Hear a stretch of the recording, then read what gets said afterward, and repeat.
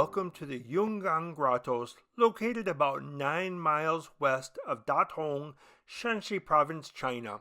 This UNESCO World Heritage Site was created in the latter half of the 5th century AD. Before reaching the caves, we passed the 1,000 Buddha pillars, with each pair traditionally said to represent one of the 13 schools of Buddhism. Each pair is carved with 80 Buddhas, adding up to more than 2,000 figures in total. So the name 1,000 Buddha is figurative. It reflects the overwhelming abundance of Buddha images carved here. It's believed that they were placed here in the 5th or 6th century during the Wei Dynasty, either while Datong was the capital city or shortly after the capital moved to Luoyang in Henan Province. Some of these pillars were destroyed or at least damaged over time, so the Chinese government had these replicas made to protect the originals. Look at the base of each pillar. You'll notice they all stand on elephants, symbolizing the birth of Buddhism. According to legend, Queen Maya of Nepal dreamed of a white elephant entering her womb, a sign that she would give birth to the man who would later become the Buddha. Beneath the elephant is a small human figure, symbolizing the earthly world supporting the weight of the spiritual.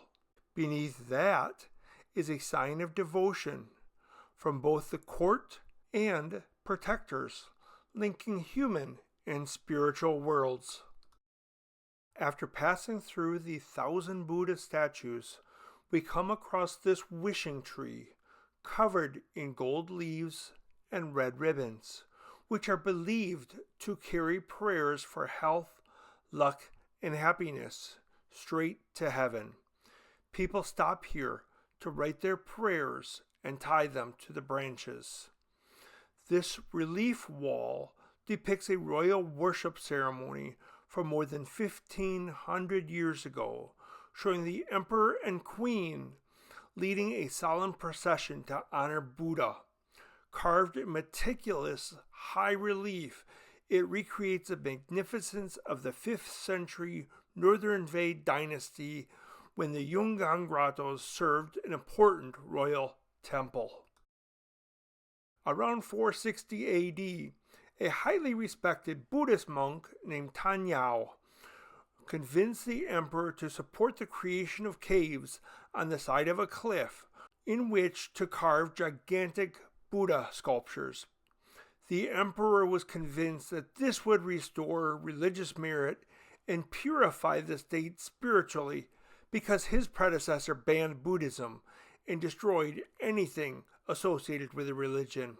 It was also hoped that this would show divine support for the dynasty because the rulers were Xianbei people from what is now eastern Mongolia, but the people they ruled here were Han Chinese. In 494 AD, the emperor moved the capital city from Datong to Luoyang in Henan Province, and a few years after that, this project lost imperial support. So they chose a small place to cut out 2 small caves and carve stone pagodas with some small Buddhas on the walls. This was the best they could muster under the circumstances. Moving on, we see a modern statue of a merchant's wagon pulled by stone horses, evoking the long journeys of traders and monks across northern China. While Datong wasn't on the main Silk Road, it was along the northern Silk Road, linking what are now Mongolia and Xi'an. Travelers brought more than goods. They brought art, religion, and ideas, all of which helped shape this site. The Yungang Grottoes were created in 3 phases. The first, from 460 to 494, enjoyed full imperial support when Datong served as a capital. The second phase, from 494 to 515, continued as the capital shifted to Luoyang in Henan Province, with imperial backing gradually declining and local patrons and Buddhist communities sustaining the work. The final phase, around 525 to 534, was largely driven by local support, marking the last major period of carving here. Today, the site contains 45 caves with more than 59,000 Buddha statues and has been recognized as a UNESCO World Heritage Site since 2001.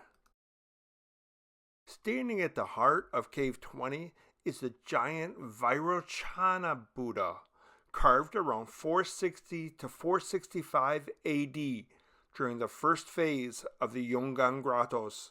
At about 56 feet tall, it was meant to awe visitors and showcase the Northern Wei Dynasty's devotion to Buddhism. Its serene expression and monumental scale give it an imposing yet calm presence.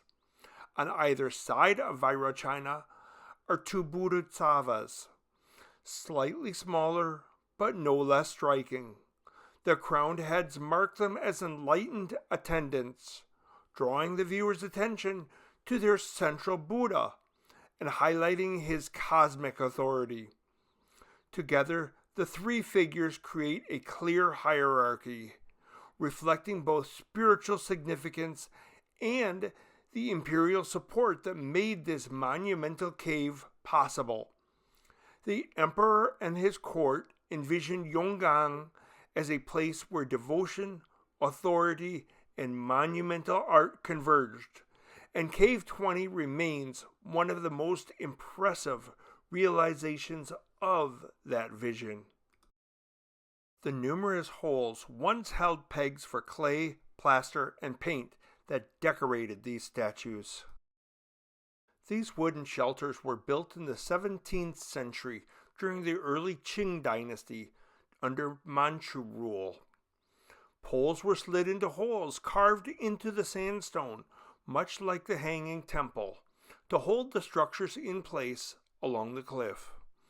They were built to protect the caves and the Buddha statues inside, and to add decoration.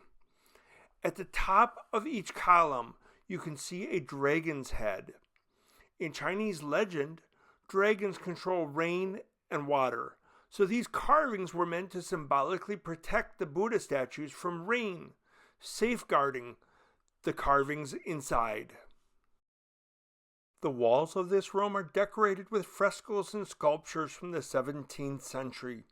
The angry clay statues you see next to the frescoes and similarly looking images on the frescoes are guardians. Their role is to protect Buddha and the Buddhist teachings. The frescoes are of Siddhartha Buddha, with guardians and students. Now we're inside a very large cave. Remember, these caves are not natural. They were carved out by hand 1,600 years ago. Every wall of this cave is covered. They even carved out niches in which to carve Buddha figures of varying sizes. It contains over 2,900 statues and decorative elements, making it one of the richest caves in terms of content and detail. Just look at all the intricate carvings surrounding this bodhisattva. There's also a giant pagoda that reaches from the floor to the ceiling of the cave. All four sides of the pagoda have a white elephant at the corner, about halfway up. As I said earlier, the elephant is symbolic of a legend surrounding Siddhartha Buddha's birth in Nepal. There's a Buddha at the top of the pagoda on all four sides. And there's even a Buddha on the bottom, with guardians standing guard next to it. Several caves have two chambers. The antechamber is for the protection of the Buddha in the interior, both physically and spiritually. Not only does the antechamber keep the elements from damaging the statues in the next one, but the walls are covered with bodhisattvas and guardians. Entering the interior chamber, we see that the Buddha is flanked by bodhisattvas. The blue hair on some statues reflects both Buddhist iconography and historical artistic practice. Texts describe the Buddha as having dark blue hair, and the pigment, made from a rare mineral imported from Central Asia, was a luxury. Using it allowed wealthy donors and the imperial court to honor the Buddha while displaying their own devotion and status. The painting on the ceiling is of intertwining dragons, symbolic of imperial sponsorship. So I would guess that a Qing emperor sponsored a restoration preservation work in the cave, and the painting reflected that. On the wall to our right, we can see rows of small Buddha heads. This was made possible by generous donations of 54 Buddhist scholars, likely in the 6th century. Everything in these caves is either glorifying Buddha, the bodhisattvas, or the lesser gods, or showing worship of them, retelling stories from the history of Buddhism, or illustrating Buddhist teachings.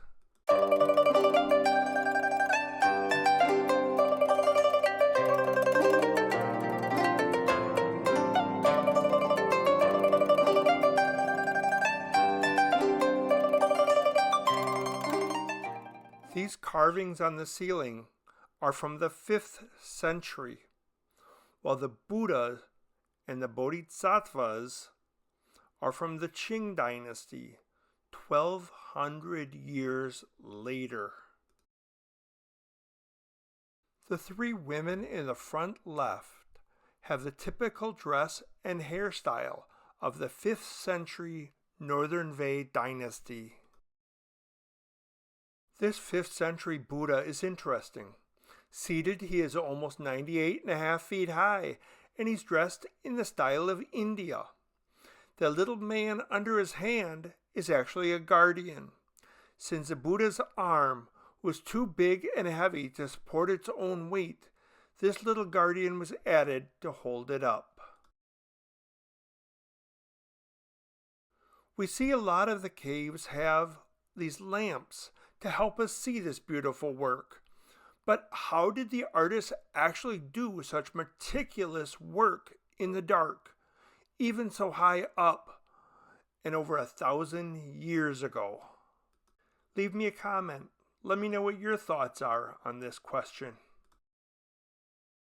Thank you for watching. I hope you enjoyed this tour as much as I did. Until next time, 再见. Bye-bye.